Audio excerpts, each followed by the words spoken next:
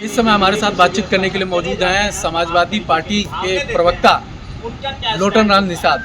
Sir, पहला सवाल तो आपसे ये रहेगा कि जिस तरीके से शंकराचार्य अभिमुक्तेश्वरानंद माघ मेले से बिना स्नान किए लौट गए और काफ़ी उन्होंने प्रशासन के और सरकार के रवैये की आलोचना की, तो आपको क्या लगता है इसका क्या प्रभाव पड़ने जा रहा है? देखिए, पहली बात ये बनती है कि अभिमुक्तेश्वरानंद जी शंकराचार्य हैं। अब तो बात आती है कि सनातनी कौन, हिंदू कौन। एक तरफ सनातन की बात करने वाले लोग सनातन परंपरा को लात मारते हैं। अभिमुक्तेश्वरानंद जी तो उमाशंकर उपाध्याय है ना, लेकिन उनको योगी की सरकार ने माघ मेला में जो है कि उनको गंगा संगम पर स्नान नहीं करने दिया। तो ये तो भारतीय जनता पार्टी को तय करना है ना कि असली हिंदू कौन है और नकली हिंदू कौन है। उनके शिष्यों पर लाठीचार्ज भी हुई, तो आपको नहीं लगता कि मतलब प्रशासन जो है एक लेवल से आगे बढ़ करके जो है कार्रवाई की है?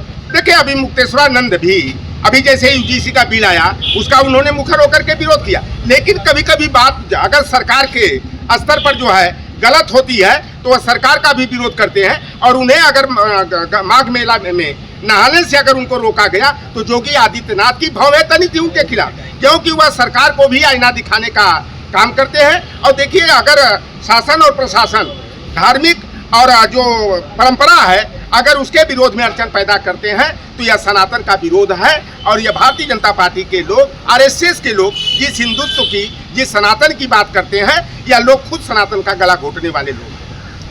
ये जो शंकराचार्य अभिमुक्तेश्वरानंद पे जो कार्रवाई हुई और एक हिंदू समाज में भी एक बड़े वर्ग ने जो है जो उनके शिष्यों पे कार्रवाई हुई उसको लेकर के अपना कहीं ना कहीं विरोध जताया था, तो क्या इसका आगामी जो 27 का विधानसभा चुनाव है इसका कोई असर पड़ने की संभावना आपको दिखती है? देखिए, पहली बात है कि जिस तरह देश की अर्थव्यवस्था चौपट हो रही है, अमेरिका और चाइना के पास कुछ ऐसे गोपनीय दस्तावेज और वीडियो मोदी जी का है जो कि उनके हाथ लग गया है।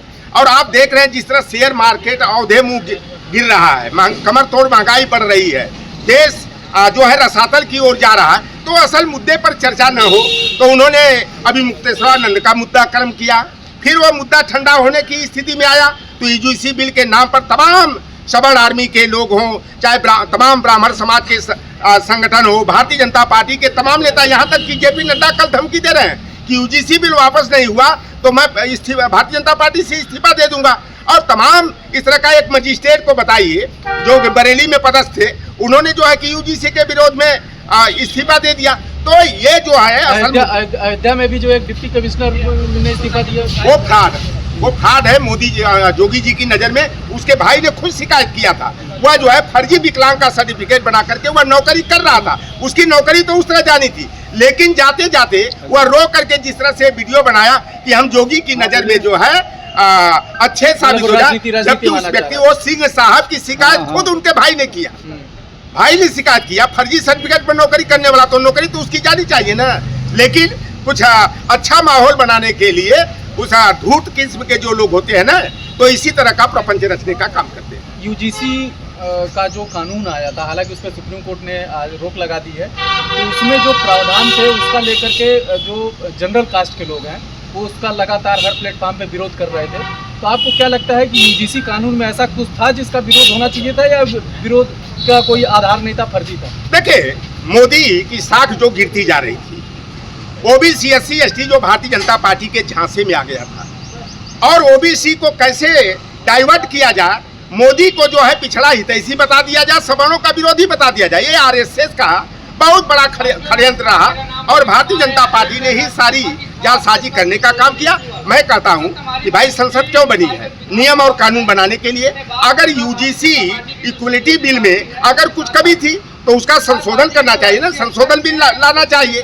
लेकिन एक तरफा उस पर कि उसे सवर्ण विरोधी का कहा जाना यह गलत है। देखिए, मैं सामाजिक न्याय का पक्षधर हूँ। अगर किसी ब्राह्मण के साथ, किसी सवर्ण के साथ अगर अन्याय होता है तो लोटन राम खाटी समाजवादी होने के नाते मुखरता से उसका विरोध करता है। लेकिन सुप्रीम कोर्ट ने जब यूजीसी कानून पर रोक लगा दी है तो ये तो कहीं ना कहीं आपका जो पीडीए की राजनीति है उसके लिए बढ़िया है।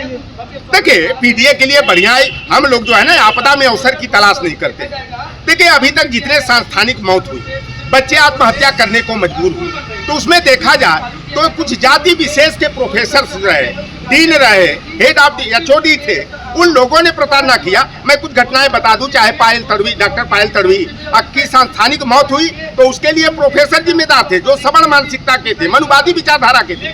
चाहे वह रोहित वेमुला की मौत हुई हो, यही शकुंतला देवी विश्वविद्यालय है, यहाँ बीएड की एक छात्रा यादव बिरादरी की लड़की थी, वह आत्महत्या करने के लिए मजबूर हुई। अगर इक्वलिटी बिल रहता, जैसे 10 सदस्यीय वो बिल एक कमेटी बननी है, तो जो कि मौत के पीछे क्या कारण था? मौत के पीछे एक लड़की गोरखपुर विश्वविद्यालय में यादव समाज की थी और वहाँ का सबल जो है कि प्रोफेसर कहा कि अगर मन माफी के नंबर चाहिए तो हमें खुश कर दो, हमारे साथ रात में आकर हम मिस्तर हो जाओ। तो यूजीसी कानून में भी तो यही प्रावधान था कि आपके खिलाफ तो इसीलिए तो अगर गलत हो रहा, आप बताइए कि आशुतोष यादव नाम का लड़का काशी विद्यापीठ विश्वविद्यालय में अखिलेश यादव राष्ट्रीय अध्यक्ष है समाजवादी पार्टी के, उन्होंने कहा कि किसी निर्दोष को फंसाया ना जाए और किसी के साथ अन्याय ना हो। बिल्कुल है, उन्होंने दोनों बातें कही। अगर सबल के साथ गलत क्या है? देखिए, अभी तक जितने मामले आए हैं देश के कोने कोने से, उसमें जो है वर्ग विशेष के लोगों की प्रताड़ना के शिकार ही हमारे छात्र नौजवान हुए हैं। गोरखपुर विश्वविद्यालय में रोहित कुमार एक जाटव बिरादरी, चमार बिरादरी का लड़का था,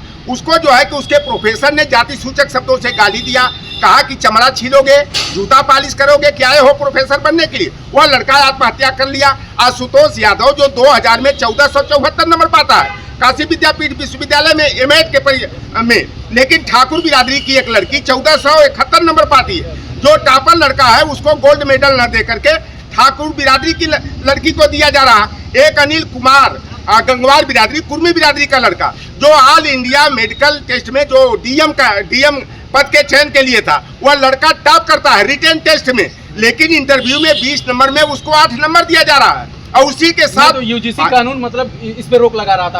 हाँ, ये गलत जाकर हो रहा है। बताइए कि जो टॉपर लड़का रिटेन में है उसको इंटरव्यू में जो है कि 8 नंबर, 20 में 8 नंबर दिया जा रहा है। वही 5 सबल लड़के जो 37 नंबर पा रहे हैं, 38 नंबर पा रहे हैं, 39 नंबर पा रहे हैं, उनको जो है कि 16 नंबर, 17 नंबर, 18 नंबर दे करके क्वालिफाई करा दिया जाता।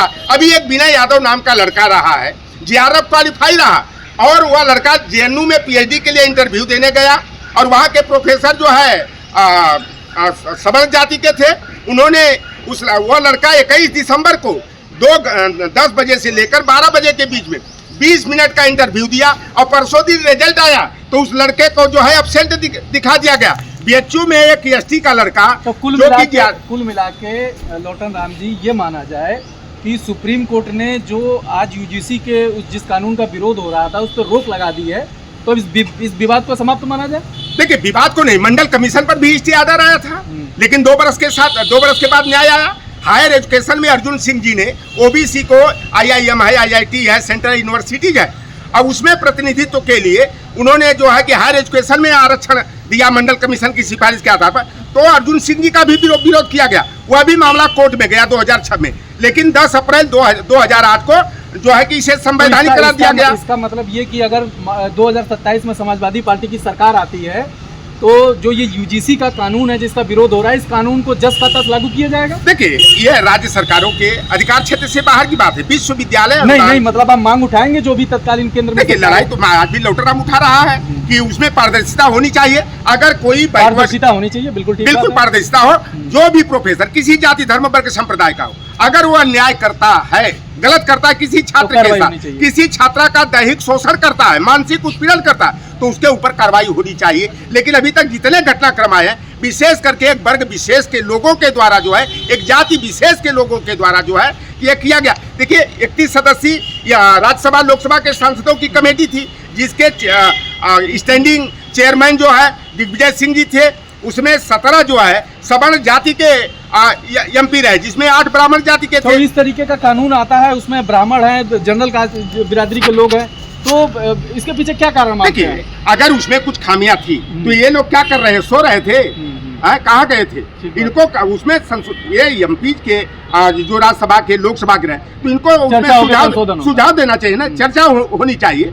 कोई हो सकता है कोई कमी रही हो, लेकिन उस पर चर्चा होनी चाहिए, संशोधन बिल लाया जाना चाहिए। और यह मामला सुप्रीम कोर्ट में गया है, लेकिन हम लोगों को उम्मीद है कि विश्वास है कि जैसे ओबीसी को मंडल कमीशन के तहत 27% आरक्षण नौकरियों और शिक्षण संस्थानों में प्रवेश के लिए मिला, उसी तरह यूजीसी संशोधन बिल का जो है कि जो परिणाम है वह जो है कि ओबीसी, एससी, एसटी के ही पक्ष में नहीं, छात्रों के पक्ष में आएगा। भाई छात्र छात्र होता है, उसको जाति के आधार पर प्रताड़ित किया जाना या पूरी तरह से जो है बाबा साहेब भीमराव अम्बेडकर के संविधान के विरोध में। छात्रों को जाति में नहीं बांटना चाहिए, मेरा भी। देखिए छात्र छात्र होते हैं, छात्र होते हैं और देश के भविष्य होते हैं। लेकिन अभी एकलव्यों के अंगूठा काटे जा रहे हैं और उच्च शिक्षण संस्थानों में अभी द्रोणाचार्य जिंदा है। अच्छा, आप देख सकते हैं ये समाजवादी पार्टी के फायर ब्रांड प्रवक्ता माने जाते हैं लोटरनाथ निषाद, जिनका कहना है कि आज भी यूनिवर्सिटीज में एकलव्य के अंगूठे काटे जाते हैं और शिक्षकों के रूप में द्रोणाचार्य जिंदा हैं। लखनऊ से डायनामाइट न्यूज के लिए जयप्रकाश पाठक।